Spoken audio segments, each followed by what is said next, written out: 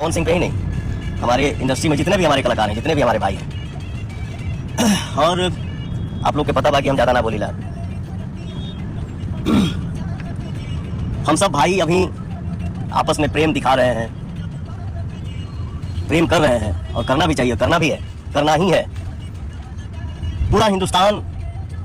के हर परिवार के सदस्य, भैया, चाचा, माता, बहन, सब लोग खुश बा कि हाँ अरे यार बड़ा अच्छा लग रहा है, सब कलाकार मिलकर आपस में अच्छा अच्छा काम करेंगे, बढ़िया काम करेंगे, हमारे काम की सराहना हो। काम में अगर कुछ कमी हो तो आप लोग जरूर कमेंट करिए कि भैया, चाहे भाई, चाहे फलाना, यहाँ सुधार की जरूरत है, यहाँ अच्छाई की जरूरत है, ताकि हम सब कलाकार मिलकर अपने काम पे ध्यान दें, काम पे फोकस करें और अपने काम में सुधार लाएं, ताकि हमारी इंडस्ट्री का विकास हो। कहीं भी हम लोग बैठे तो सीना चौड़ा करके बैठे,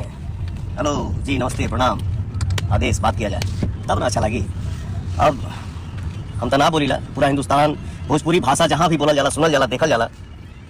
पूरे वर्ल्ड में, पूरे हिंदुस्तान में सब लोग इतना खुश बा। इक्का दुक्का जो हमारे भाई हैं और कुछ नहीं है,